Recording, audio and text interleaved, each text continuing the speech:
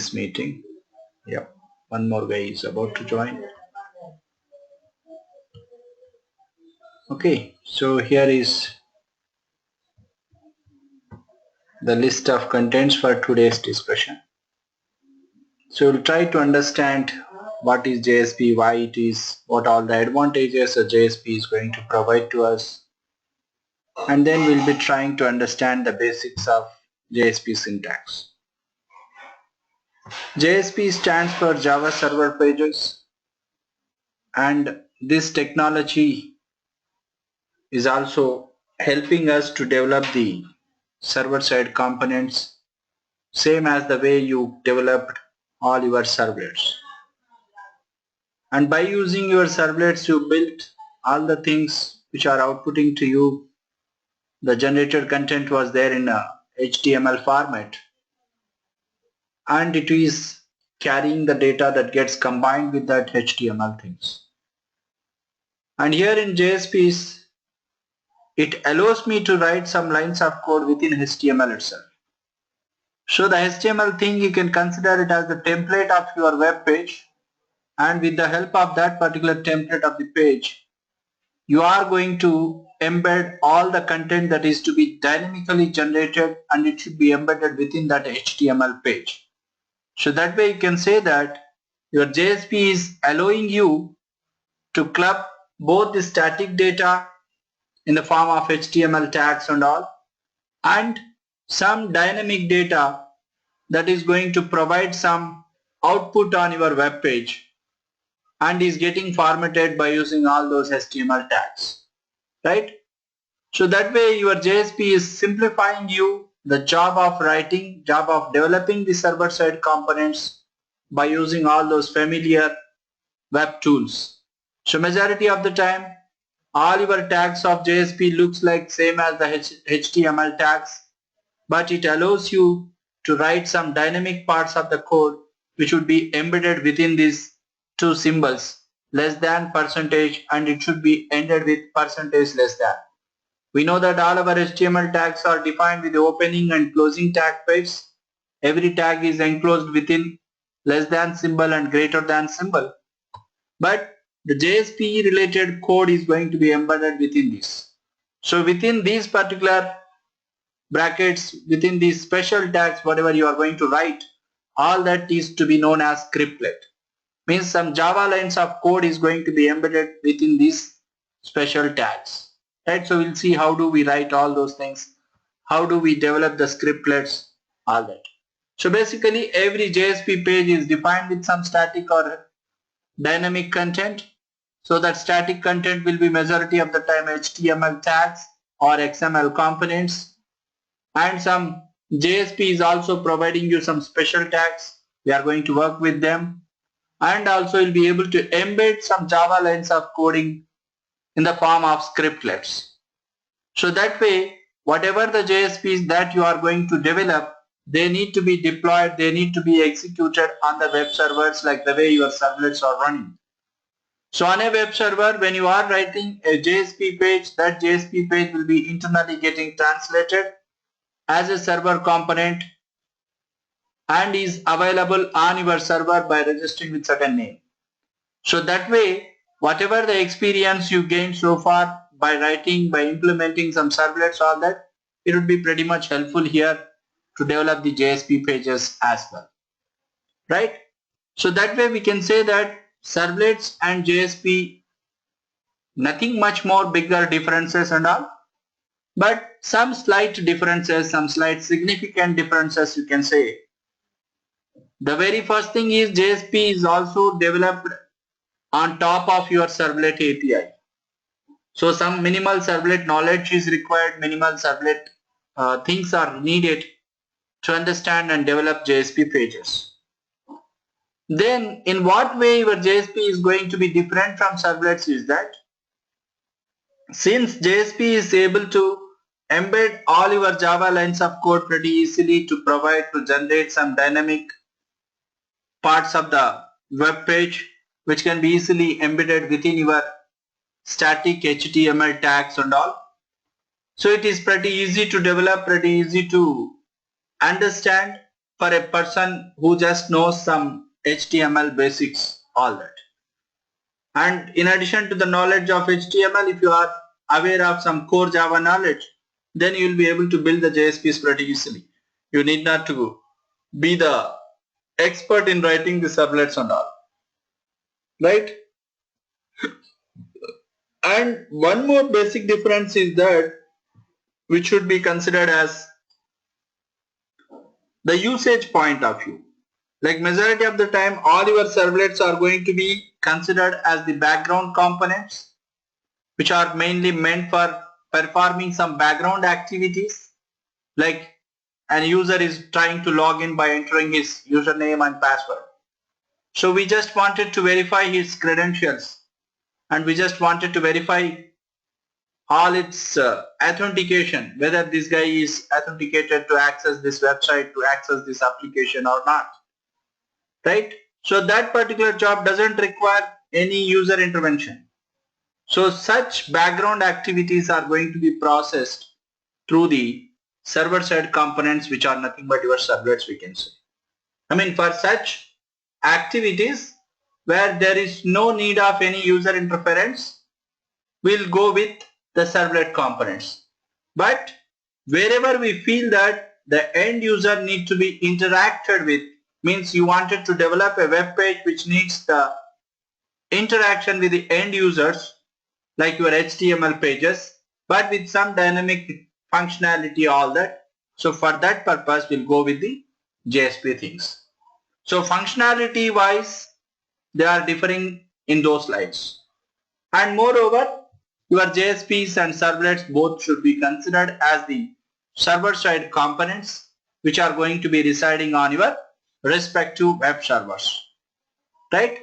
So that way your JSP is trying to provide you a kind of separation from all your static and dynamic content, whereas inside your servlets you are going to write everything inside that out.println. You used to write all your HTML tags inside the out.println. You used to develop all your iterators, enumerations, all those things within the server side logic itself, right? But when it comes to JSPs, here there will be a clear-cut separation of functionality, separation of static content from your dynamic content, right? And that way, whatever the minor changes you are trying to apply against your user interface, they are going to provide you a set of advantages for you. So that way, whatever the tight coupling that you observe as part of your servlet programming, that will not be there in your JSPs. It is going to be taken away, right? So that way you'll be able to build pretty much flexible and easiest applications, easier web pages using your JSP things, right? So even though the JSP page you are going to build, that should be ultimately need to get translated as a server side component, and that server will be running on your server. So that will be the bottom line, right? So that way when you wanted to work with JSPs, you need to understand couple of JSP basics which are there in terms of some special tags, some scriptlets, some declarations, some expressions, how to write all those things inside your JSPs. So those things we are going to walk through, right? And it is, I mean, all your JSPs dynamic code will be easily integratable with any of these markup languages, so that it should be easily accessible through not only the browsers but also through your smart devices, all that, right? So as part of a multi-layered architectured application, the place for your JSP is there in the presentation layer. So any presentation layer, business layer, right? So the different layers will be there when we are going to architecting an enterprise application. So as part of your presentation layer, we are going to use all our JSP things there, right? And you can start comparing your JSPs with its competitive technology from Microsoft called as ASPs. Like web server support, majority of the web servers are supporting to work with JSPs, like all your web servers like Apache Tomcat web server, right? WebLogic, WebSphere, whatnot. So majority of the servers there in the market are supporting JSPs, but JSPs are supported only by the Microsoft tools, Microsoft IIS, or it is also called as PWS, Personal Web Server, right? And then platform support, as you know that your Java is a platform independent programming language and JSP is built by using that. Hence, it is executable on all your Java enabled platforms. Then comes ASPs, they are completely supported only under Windows environment. That is what its platform support. Component model wise, your JSPs are trying to provide you many components which are pretty much reusable, platform independent components like your Java beans, EJBs, customized tag libraries. Multiple component models are there supported by your JSPs. But ASP has got only one Windows 32 architecture COM model, common component object model it is known as. Then scripting point of view, your JSP is supporting your Java itself as a scripting language as well as the JavaScript. Whereas in ASP's VBScript or JScript, security point of view, it all works under the Java security model. ASPs work with the under the Windows NT security architecture. And DB access in JSPs will be through JDBC, whereas ASPs are going to use ADOs. And customizable tag support is there in JSPs which is not available in ASPs. Right, so that way we are going to compare all those things. And as we said that JSP or servlet, it is all based on what sort of component you are trying to build. If you are trying to build something which requires the user interference, then you go with JSPs, otherwise you can go with servlets. Servlets are basically meant for the background activities. And the JSP architecture, all that is as part of what you call. So this is how every JSP is getting translated. So if you are trying to write a .jsp file, that .jsp file should be compiled as a servlet component and is going to be registered on that servlet container. So that's how all your lifecycle methods are like this. JSP init method, JSP underscore JSP service, JSP destroy. Same as the lifecycle methods which you observed as part of your servlet programming, they are all there here also. So both these JSP init and JSP destroy are to be considered as the one-time activities, and underscore JSP service is going to be executable based on the number of times you are requesting and you are trying to generate the responses, all that. Then all these steps are detailed out here which are going to describe you the entire life cycle, how it is all managed by your container. So translation phase will be there. So any .jsp file you are going to write, that need to be translated as a .java file, and that .java file is nothing but the servlet component. Then that servlet component need to get compiled and is going to be registered on that container. So how it is going to be registered? First of all, it needs to be loaded all its class. The instance creation should be there, then initialization should happen. Then that all indicates that yes, it is registered as a servlet component on that underlying web server.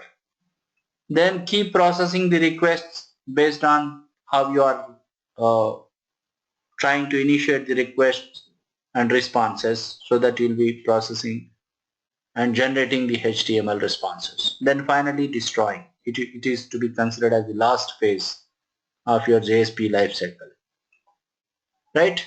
And then the access models are like this. This is what your model 1 architecture, where through the browser you are requesting your JSP, and your JSP might be internally using some Java Bean components, and that Java Bean component might be trying to get connected with any of the enterprise information systems, where from it is capturing all your data, and that data can be rendered by using your JSP, and it is going to be shown on your browser in the form of a response object. So this is to be considered as the model 1 architecture. So in model 1 architecture, every JSP is going to be invoked by the end users.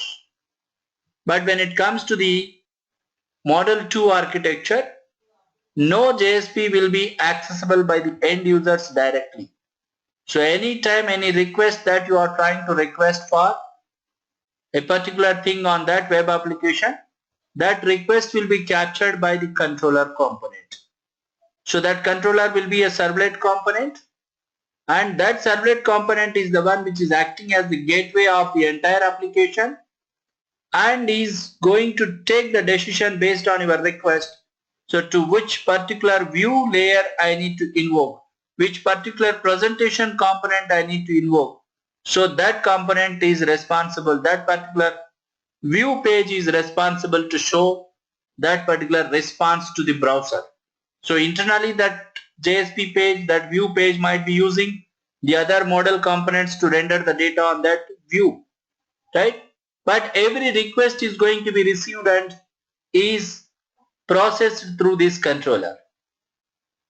So that's how here all your components are laid out in three different layers, model components which you can call, and all your view pages, all your JSPs you can call them as the view pages or the presentation layer, and altogether there will be one single servlet which is controlling the whole flow of the application, right?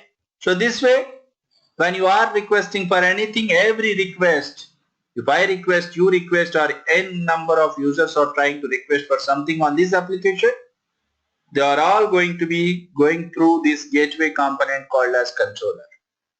And then according to our request parameters, all that, if there are tens of JSP pages, so whichever the JSP page that is responsible to showcase the output to us, that will be shown to us, right?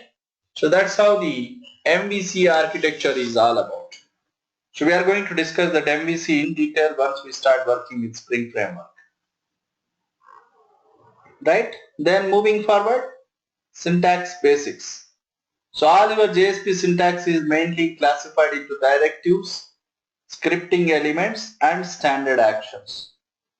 Right? Scripting elements will be further classified into declarations, expressions, scriptlets, comments, all these things. Right? So let's start writing something. So let's start developing something. Then you will be able to understand all these things. So who would like to share the screen? Shikanya, shall I make you the presenter? Rishita? Rishita, she said her net is very slow. Or shall we go to Ahmed? Anyone is fine.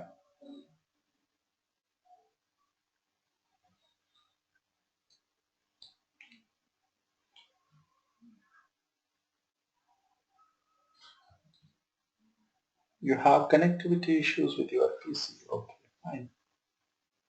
Okay, let's go to Shrikanya then. Shrikanya, shall I make you the presenter?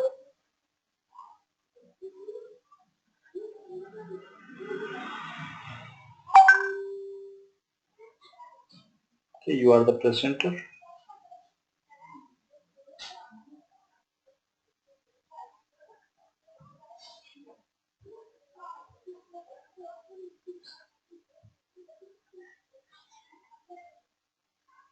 Oh, you had some Wi-Fi issues. No problem, no problem. Now let's try to connect and let's try to share.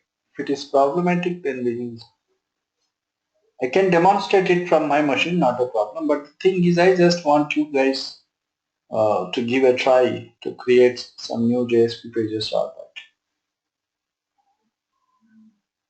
See if you can share it. If not, we'll do it tomorrow then. Not a problem.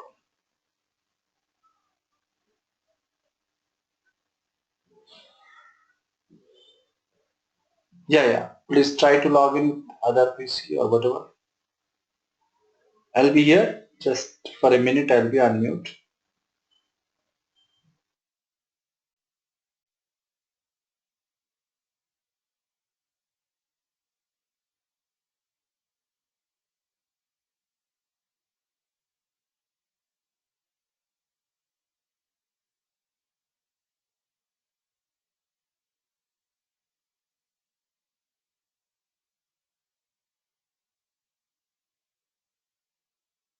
Oh, screen is stuck.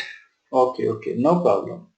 I just made Rishita the presenter. Let's see her luck. Right, good. We can see your GoToMeeting screen. Then you can go to Eclipse. So we'll try to write one or two simple JSP pages, not too complicated things. So go to Eclipse.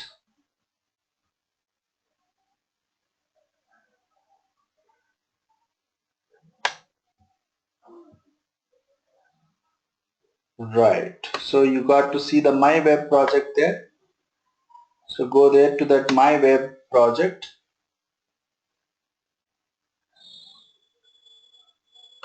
And if you expand that My Web project, you can see a folder called Web Content. So inside that Web Content folder, we are going to keep all our JSP files there. My Web project is there. Click that My Web project.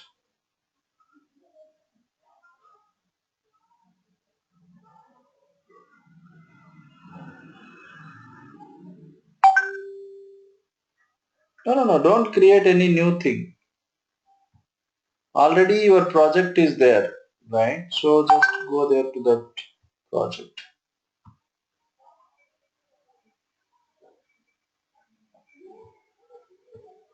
Oh, you already opened the project. Okay. Yeah, net is slow. Yeah, I can understand that. Okay.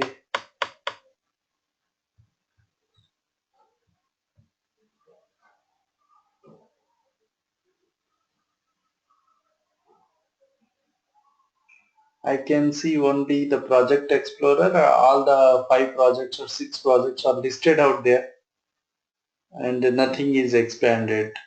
So that is what I can see. Yeah, now you clicked on My Web project. Why your nets should be pretty faster comparing to India, right? But nowadays we are doing better than US or what?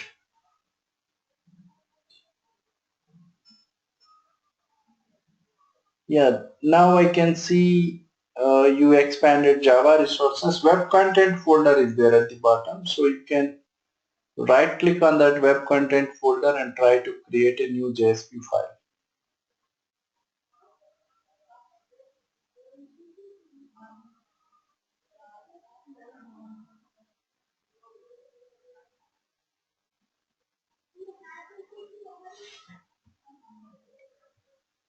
Ahmed, shall we try on your box for a while? And if connectivity issue is there, then we'll stop doing it. We'll do it tomorrow. Shall I make you the presenter? Because I'm not able to see the refresh screen of Rishita. She might be trying to expand all that, but nothing is visible. Yeah, sure. For Shikana, she keep disconnecting and connecting. Seems her net problem is there.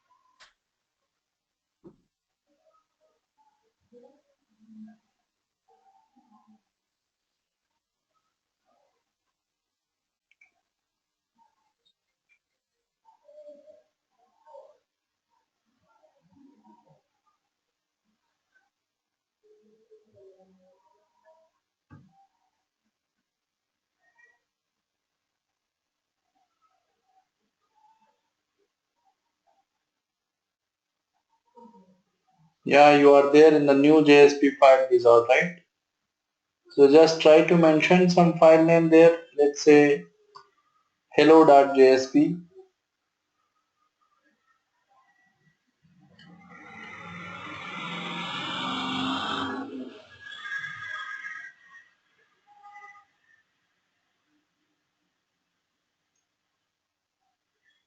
I can see the new JSP file wizard. You can mention hello.jsp and click the finish button.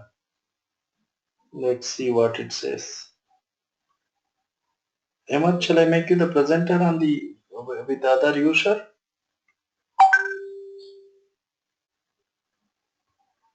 Right. Yeah, let's go to Ahmed.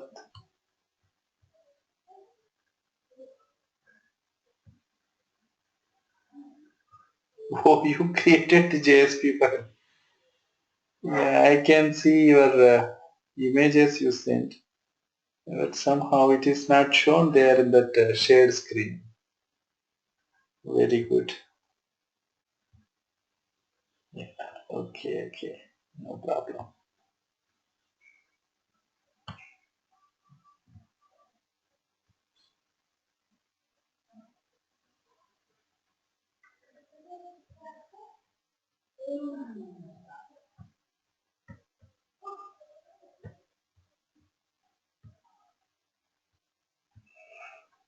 Yes, Ahmed. Shall you please make that font little bigger? Yeah, I think it is okay. It is okay. Visible, visible. Right. Go to my web project and go to that web content folder. Right click on that and then say new JSP file. And let's mention the file name as hello.jsp.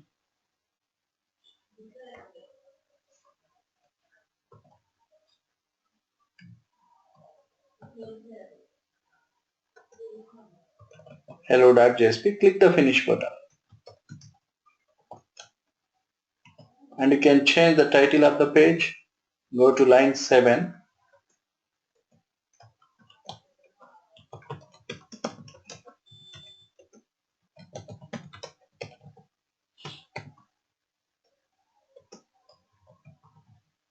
You can give some title, hello page.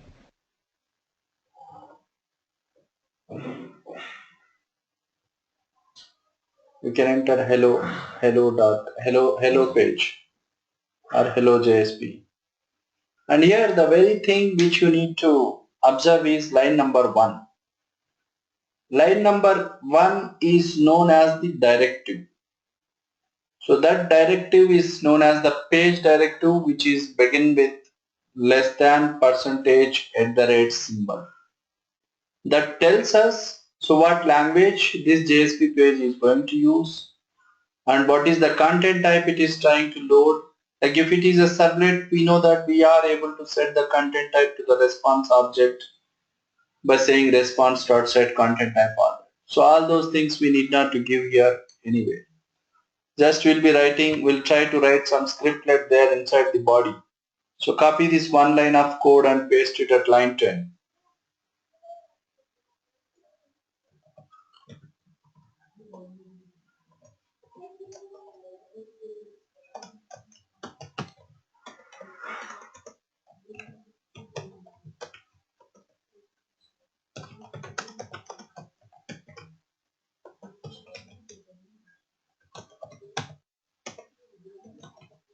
Right? So that is what scriptlet. Line 10 to 12. So it begins with less than percentage and ended with percentage greater than. And in between you are trying to write like the way we used to write system.out.println all that.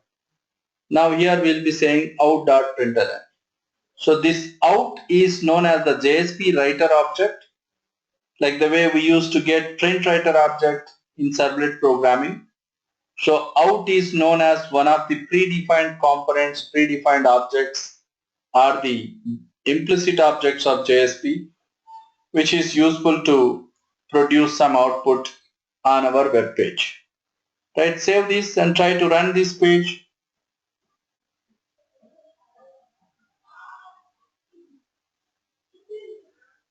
Click the finish button. So server is right now stopped, which will get started, and then there you go. So what you can see, the title of the page is shown as hello page. URL is shown http://localhost://mywebproject/hello.jsp, and it is printing you that one line of output. Just right click now and view the source code of it. So the source code will be showing you only the generated code. It is not showing you any scriptlet, it is not showing you any page directive. So all those dynamic lines of code, whatever was there, it is gone away. Right? It will not be visible in the output. So this is all the output that is generated as a result of the JSP page. Right? Now if you copy this one more line after that scriptlet and refresh the page.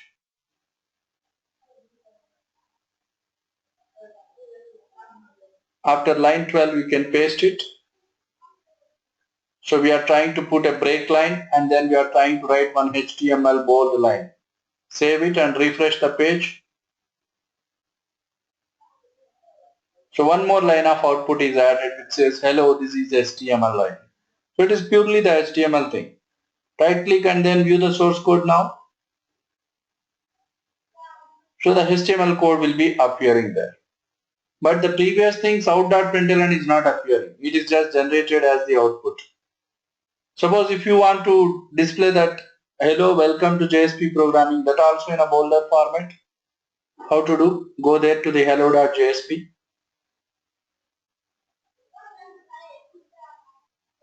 and go inside the line 11.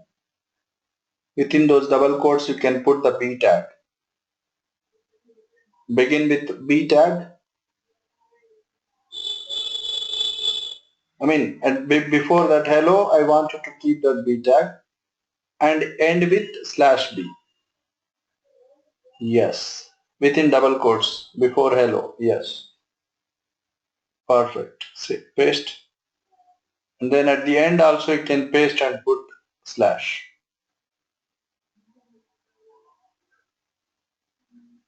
Right. Save this and refresh the page and check the source code. So both the lines are bold now. If you verify the source code, you can see that text is also the bold line of text. Right. So this is how we'll be able to generate the JSP pages. Right. So in this JSP page, what is all that you understood? You understood that page directive is there, which is found at the top of every JSP page that we are going to create, and it is helpful to do some data import, to do the import of classes, interfaces, all that. So going forward we'll be keep visiting this page directive pretty frequently. And then there is one more include directive is there, we'll discuss it later. And then declarations we'll try to declare. So how can we declare something, a variable I wanted to declare and I want to use that variable, all that. So create a new page. Close this notepad things. Yeah, you can close them. They are going to do nothing. Create a new JSP and name that JSP as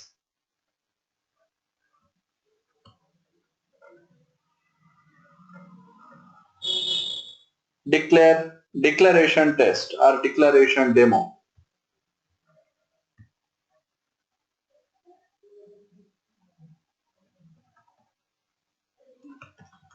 Declaration demo.jsp.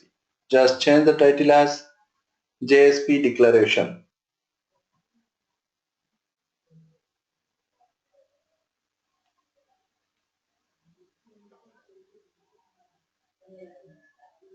You can give space. You can give the space in title.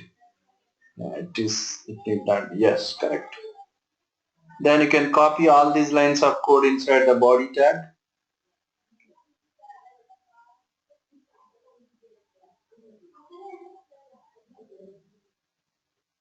JSP declarations. And then a variable you declared there, private int access count equal to 0, right? So that is the declaration syntax. Directive syntax is as shown on line number 1, which begins with @ and declaration begins with exclamatory symbol, less than, percentage, exclamatory, and then you are trying to declare a private variable there.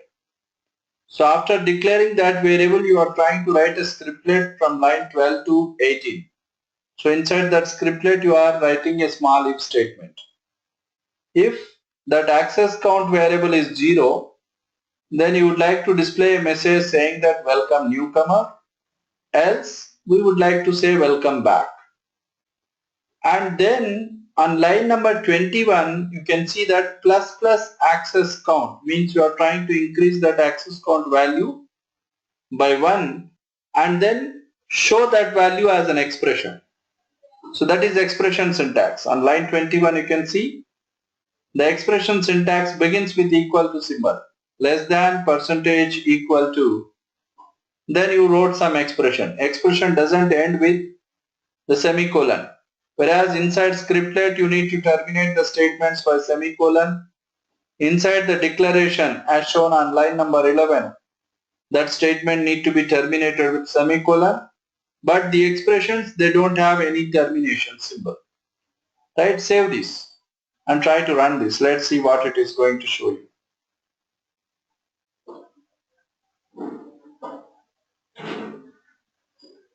So here you can see JSP declarations, welcome newcomer, and the last line is access to page since server reboot. That access count variable became plus plus, means 1. Refresh the page. So your welcome newcomer should go away and it says welcome back because access count is no more 0 now. Right, and also that access count is incremented by 2, means by 1, so that 1 became 2. Refresh, keep refreshing it. The welcome back text remains there and that access count value is keep on increasing. So 3, then 4, then 5, then 6, like that it goes. Right? So like this we'll be able to declare a variable and that variable is going to be there on server till you shut down that server. Clear? Then comes the expressions. So using the expressions in JSP, the results of evaluated expression are going to get converted as a string value and that string will be directly included in the output of your web page. Right? So let's see that. Let's write one expression demo. Create a new variable, new JSP file. Name it as expressions demo. Expression demo dot JSP. Dot JSP is needed. Yeah.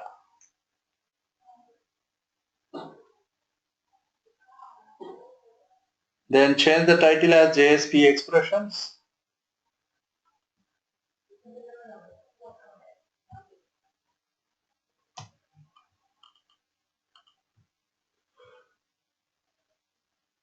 At line number 10, copy all these lines of code there.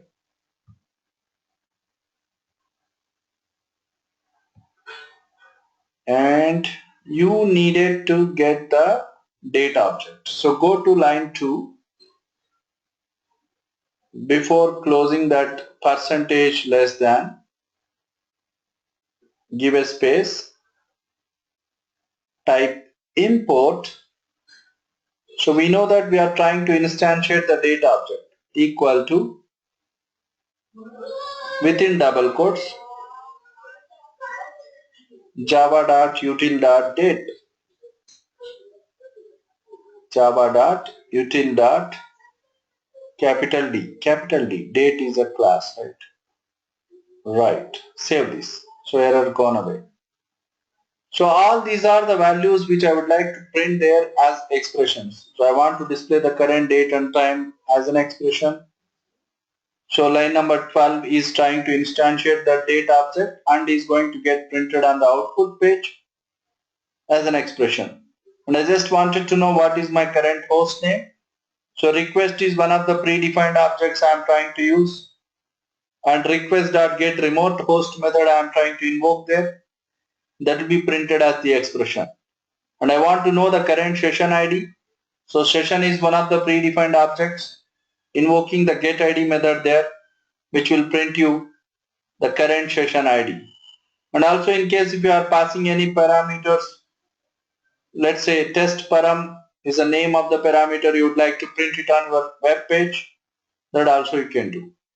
Right? Save this and try to run this. Click the run as run on server. So JSP doesn't require any restart of your web server. So here the current system date and time are printed as an expression for the very first bullet. Then your host name, I mean local host, is represented by those numbers 0 colon 0 colon all that. Then your current session ID is that, and then test param is a parameter which it is trying to look for. Since we did not pass that, it is printing null value there. So put a question mark and pass some test param equal to some value. Go to the URL. At the end of the URL, add a query string there. Question mark at the end. Name of the parameter test param. T small, P capital. Test param equal to, can pass some value 1, 2, 3, 4. Yeah, and press enter. There you go. You can see that test param value is printed there instead of null. The original value whatever you passed. So that's how you'll be able to see the output there. Clear? So this is how we'll be able to play around these expressions. So we have seen declarations, we have seen expressions. Now let's try to understand scriptlet. So write a new class, call it as scriptlet demo.jsp page. Right click on web content.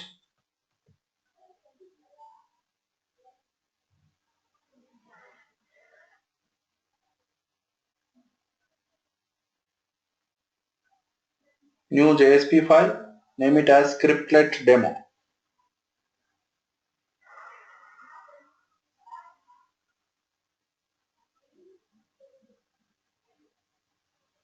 No capital LET, it is a small LET one. Scriptlet demo.jsp. Okay, click the finish button and change the title as JSP scriptlet.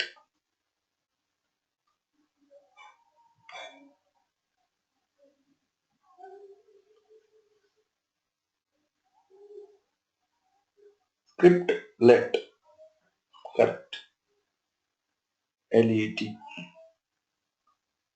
Then copy these lines of code inside the body. So we are trying to write a for loop which begins at int value 1 and I1, I less than or equal to 4, I plus plus, and the value of that I we would like to concatenate it to the h tag. So it is going to create the respective heading tags on our web page. Save this and run this. Let's see what is the output it is going to produce. Run as run on server. Right, so 4 heading levels, H1, first one is H1, H2, H3, H4. So the value of I gets concatenated with that H tag. Right click and view the source code of this. You can understand that. So your for loop has generated all these H1 to H4 elements dynamically. Right?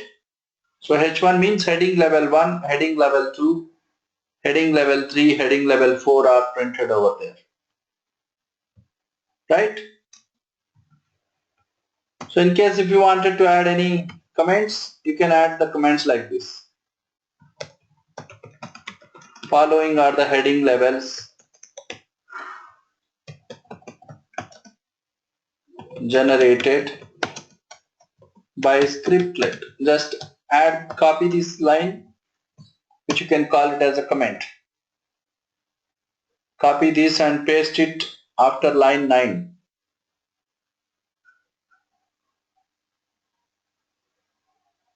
Right? Line number 15. Go to line number 15 and remove that space between H and I. Yeah, that I need to be concatenated it without any space. Yes. Now save this and try to run this.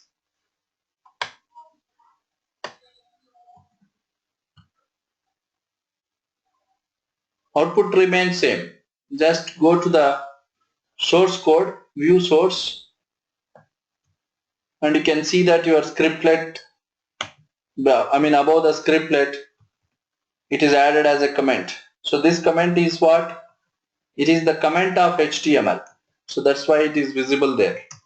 Suppose if you add this comment, copy this one more line.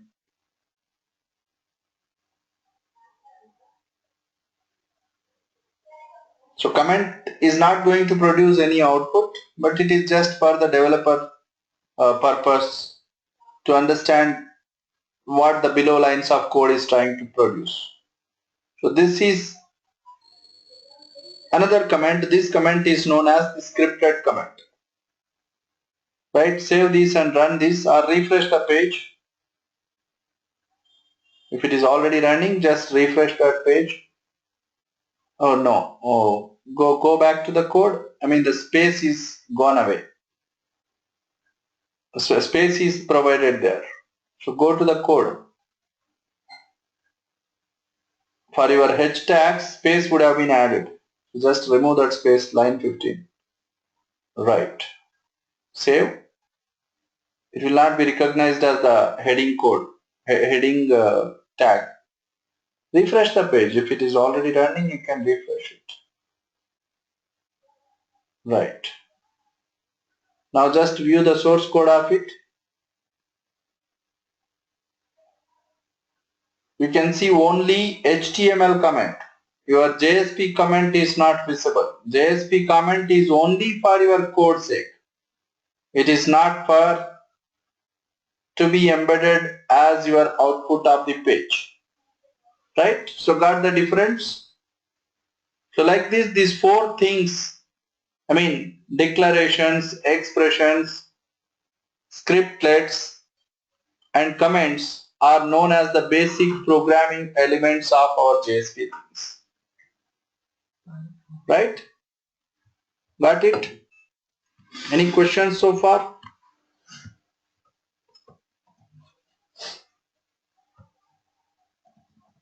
Right? So going forward in the coming up sessions, we'll try to understand the directives, and also we'll try to understand the standard actions, all that. So today we try to understand these four things, which are known as the scripting elements of JSP: declarations, expressions, scriptlets, and comments. Right? So I pasted a couple of links here, which will help you to understand the differences, servlet versus JSP, and JSP examples for the beginners. Right? So try to walk through them, try to understand all those simple JSP pages, all that. So if possible, try to bring them into your local Eclipse and execute them and see the result, how it is all produced. Right? So in Monday class, we'll catch up and then we'll continue the discussion on directives, actions, implicit objects, etc. Any questions so far? Is anyone done with that study tonight? Mini projects? No one?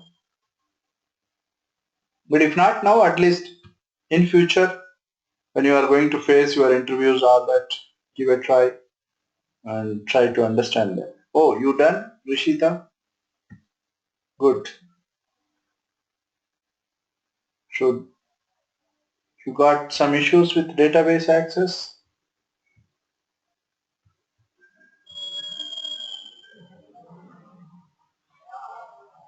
Okay. So you created your database in your PostGRE, or that example is trying to explain you with respect to MySQL database? PostGRE, then it should work, right? Because you already work with JDBC things. So what error is printed on your console? So by looking at that error, you will be able to understand.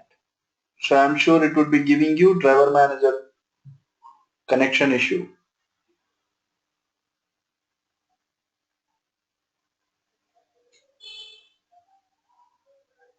So if it is the connection issue, you need to resolve it by copying the jar file into the web by NF folder.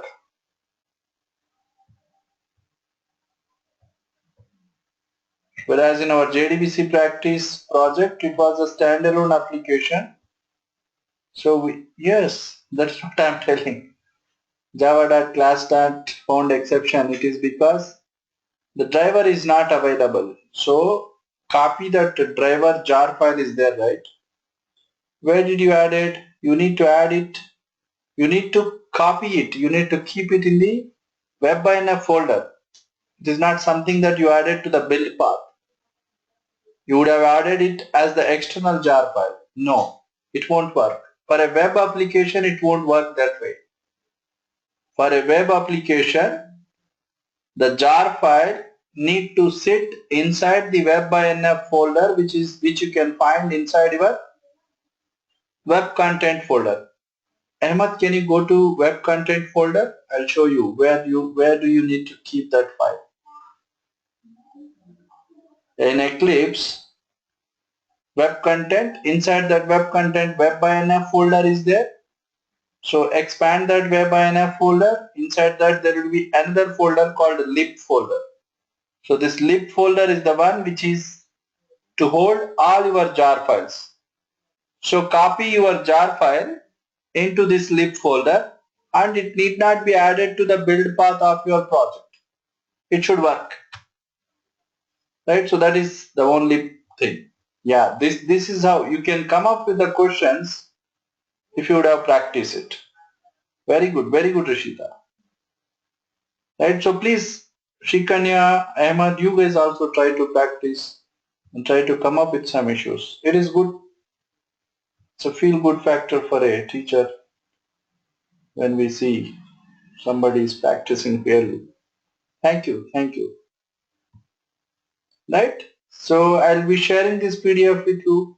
So please do download it, and then we'll catch up on Monday and we'll continue the discussion of our JSP things. Alright?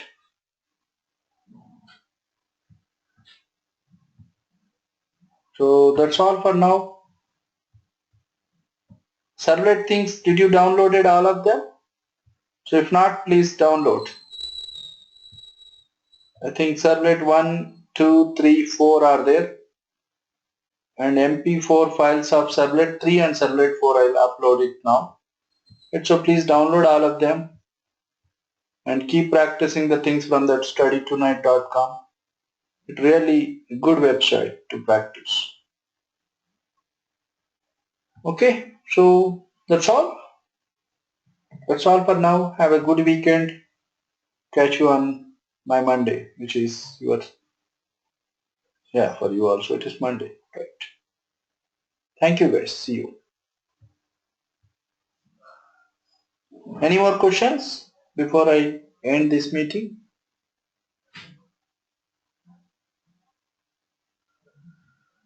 Okay. Thank you.